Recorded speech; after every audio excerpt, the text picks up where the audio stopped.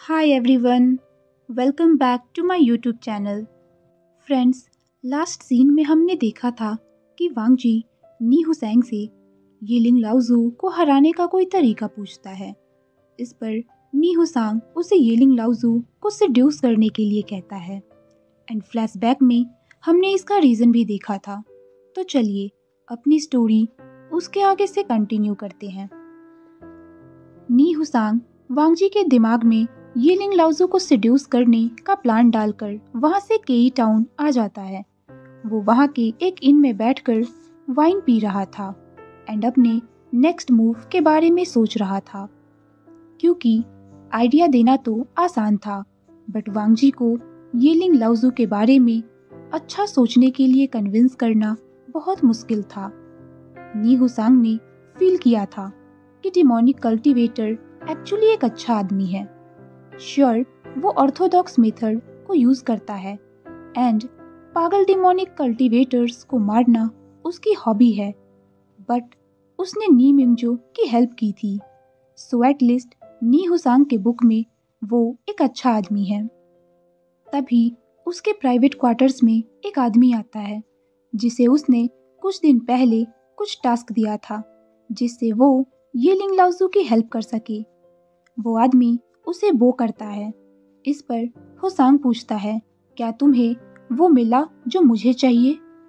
वो आदमी उसके सामने कुछ पेपर्स रख देता है एंड कहता है 10 डिमोनिक कल्टीवेटर्स हमारी कस्टडी में हैं।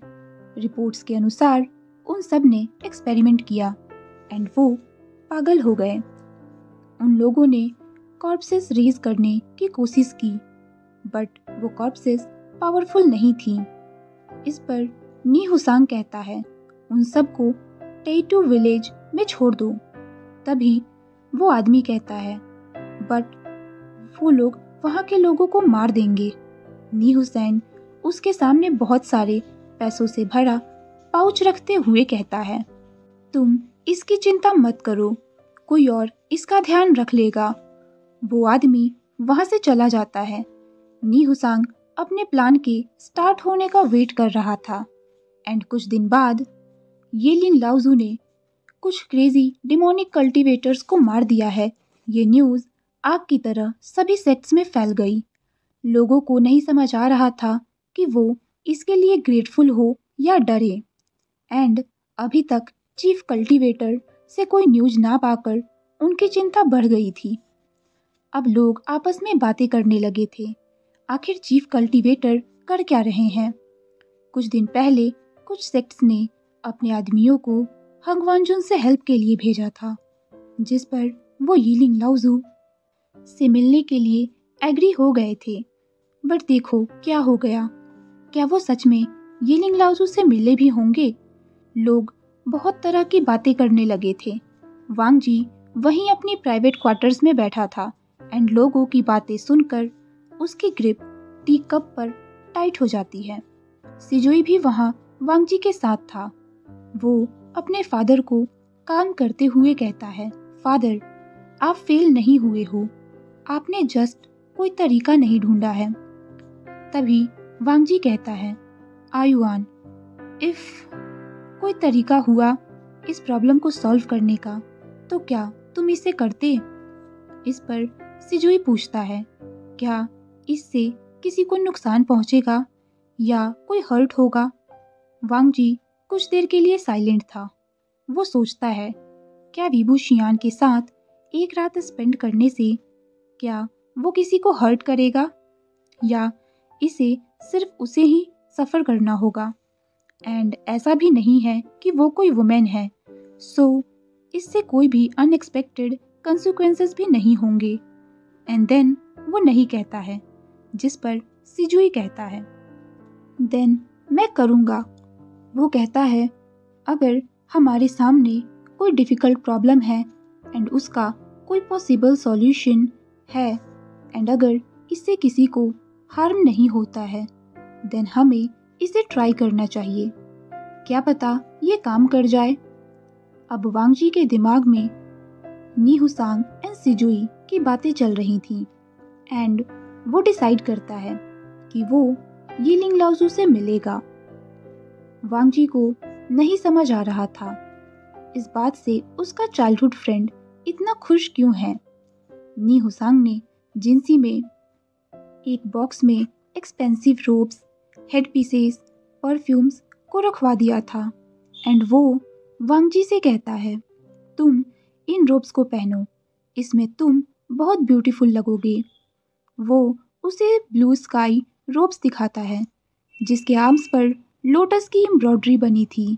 एंड हाँ, इस हेडपीस को भी पहनना। मैं कुछ परफ्यूम्स भी लाया हूँ ताकि तुम अच्छा स्मेल करो।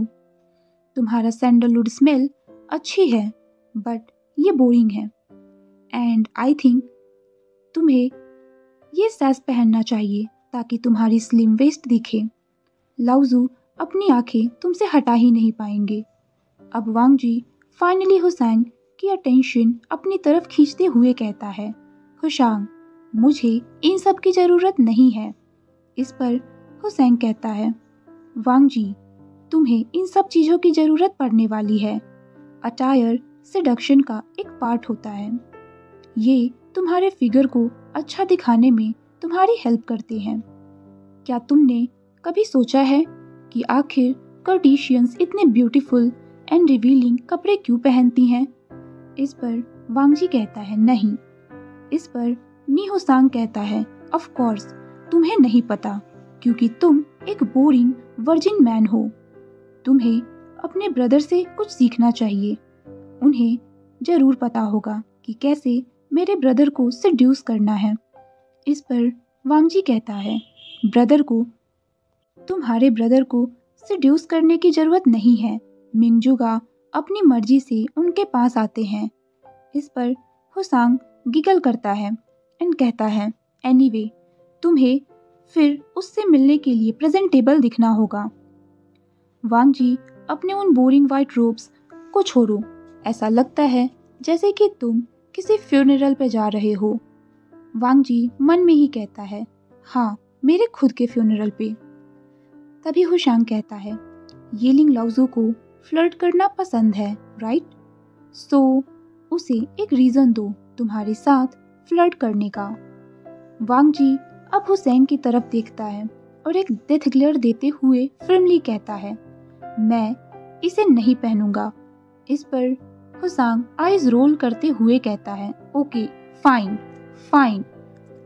अब सीन शिफ्ट होता है। वांग जी आंखें बंद करके ये लिंग लाउजू के आने का वेट कर रहा था उस रूम पर जो उसने रेंट पर लिया था। उसे नहीं पता था कि वो और कहाँ जाए एंड ऑनेस्टली वो इसके लिए उस डिमोनिक कल्टीवेटर के घर नहीं जाना चाहता था। एंड वो सोचता है अगर कुछ गलत हुआ तो वो विंडो से जंप करके भाग सकता है, जो कि वो ब्यूरियल माउंड में नहीं कर सकता। टेबल पर ऑलरेडी फूड एंड दो जार एम्प्रेस स्माइल रखी हुई थी।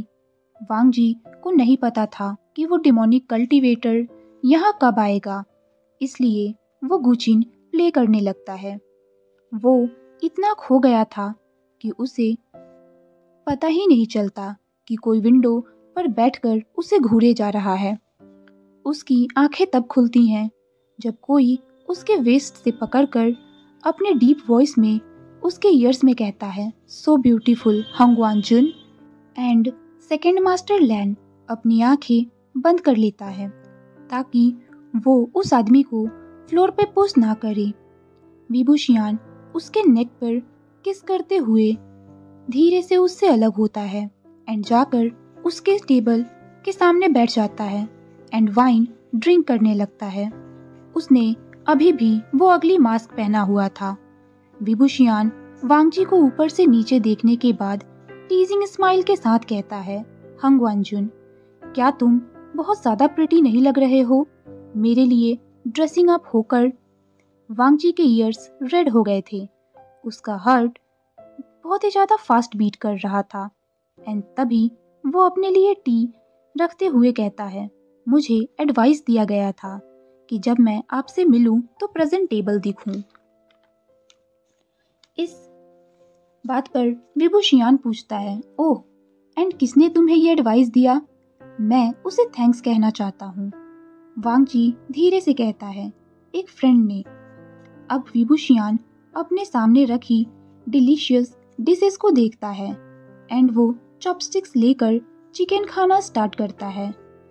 वो खाते हुए कहता है, हंग वांजुन, ये बहुत अच्छा है। वो हर बाइट के साथ ऑप्शन मौन कर रहा था। वांग जी प्रे कर रहा था कि कोई भी उनके कमरे के पास से ना गुजरे, नहीं तो उसे सीरियस मिसअंडरस्टैंडिंग हो सकती है। वीन कंटिन्यूअसली ऐसे ऐसे वर्ड्स से खाने की तारीफ कर रहा था जो कि कुछ और ही सेंस देते हैं। अब वांग जी फाइनली उसे कहता है, खाते समय बात नहीं करते हैं।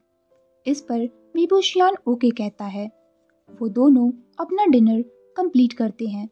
विभूषियान कहता है, सो अब हमने डिनर फिनिश कर लिया है, सो अब हम बात कर सकते हैं, राइट?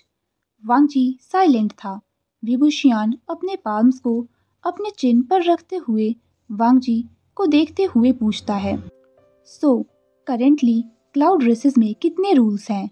हंगवांजुन, सालों पहले लैन चिरेन ने मुझे बताया था कि वहाँ 1353 रूल्स हैं, जिस पर वांग जी कहता है, करेंटली 4510 रूल्स हैं। विभूषियान मंबल करता है, क्या 1000 से सीधा 4000? अब वो लोग कुछ देर तक कल्टीवेशन वर्ल्ड एंड वार की बातें करते हैं। वांग जी उसे बताता है कि क्यों एंड कैसे उसने वेन सिबलिंग्स को बचाया, उनकी हेल्प की।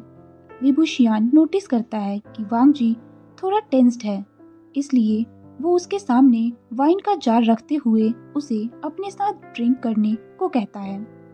वांग जी साइलेंट रहता है। वो सोचता है, नहीं, वो ड्रंक नहीं हो सकता एंड इस आदमी को अपना फायदा नहीं उठाने दे सकता। वो और ज्यादा ह्यूमिलिएशन नहीं सह सकता। वांग जी का दिल रुक सा जाता है जब वीन अपनी बूट्स एंड आर्म ब्रेसेस को निकालने लगता है। वांग जी एक डीप ब्रेथ लेता है एंड कहता है, मैं रेडी हूँ। इस पर विभूषियान उसकी तरफ कंफ्यूज्ड लुक देते हुए पूछता है, रेडी? पर किस चीज के लिए? हमने ऑलरेडी डिनर कर लिया है एंड बातें भी। क्या तुम ये कह रहे हो कि तुम मेरे साथ ड्रिंक करने के लिए रेडी हो? इस पर वांग जी ऑकवर्डली कहता है, डिनर, चैट एंड ड्रिंक? इस पर वीन कहता है, हाँ, मैंने तुम्हें कहा था मेरे साथ वन नाइट स्पेंड करने के लिए, राइट? एंड हमारे पास बहुत सारे टॉपिक्स हैं बात करने के लिए, एंड इसके लिए चीफ कल्टीवेटर से अच्छा पार्टनर कौन हो सकता है? मेरे घोस्ट फ्रेंड ने मुझे बहुत सारी बातें बताई हैं एंड मैं उन्हें डायरेक्टली तुमसे कंफर्म करना चाहता हूँ। क्यों? क्या तुमने कुछ और एक्सपेक्ट किया था? वांग जी के ईयर्स रेड होने लगे थे। वो कहता है, एक रात बिताने को।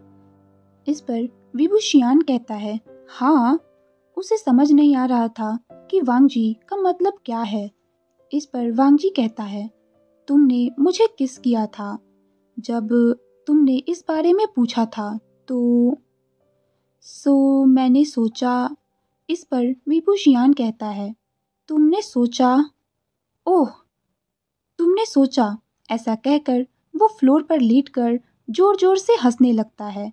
वांग जी का पूरा फेस एम्बैरेसमेंट से रेड हो गया था क्योंकि उसने कुछ और ही कंक्लूजन निकाल लिया था। विभूषियान कहता है, हंग वांजुन, तुमने सोचा मैं तुम्हें मेरे साथ सोने के लिए कह रहा हूँ। मुझे कोई आइडिया नहीं था कि तुम इस तरह से सोच सकते हो। ओह, सो तुम रेडी हो? वांग जी गुस्से में वाइन का जार लेकर उसे पूरा पी जाता है। उसका विजन ब्लर हो जाता है एंड उसके बाद उसने जो देखा था वो सिर्फ डार्कनेस था। अब सीन शिफ्ट होता है जब नी हुसैन विभूषियान को उसके कमरे में हैप्पीली जाते देखता है तो वो कमेंट करता है, तुम हैप्पी लग रहे हो इमोर्टल वन। आई बिलीव तुम्हारा वांग जी के साथ अच्छा वक्त गुजरा। इस पर विभूषियान चकल करते हुए नोट करता है एंड कहता है, ये मेरे लाइफ का बेस्ट टाइम था।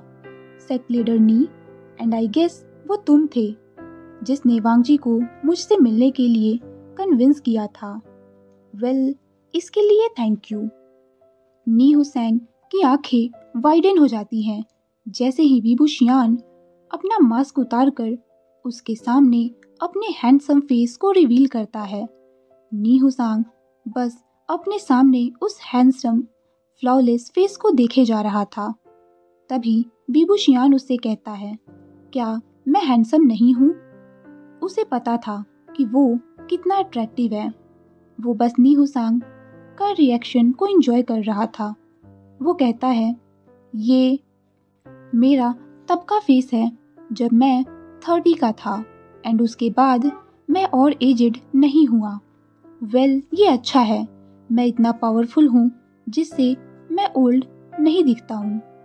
वेल, यीलिंग लाओजू अपने मास्क के लिए फेमस है एंड अगर मैं अपना मास्क उतार दूँ देन मुझे कोई नहीं पहचान सकता।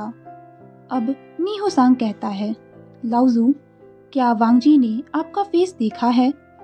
मैं बेट लगाता हूँ आपका ये हैंडसम फेस देखकर उसे आपसे प्यार हो जाएगा। इस पर बीबू शियान कहता है, नहीं, मैं नहीं चाहता कि वो मुझसे सिर्फ मेरे हैंडसम फेस की वजह से प्यार करे। मैं चाहता हूँ वो मुझे मेरी वजह से प्यार करे। एंड उसने जरूर पहले भी बहुत सारे हैंडसम फेसेस देखे होंगे एंड उसका भाई फर्स्ट रैंक पर है, सबसे ब्यूटीफुल यंग मास्टर। अब बीबू शियान कहता है, सेक्ट लीडर नी, मुझे हंग वांजुन के बारे में बताओ।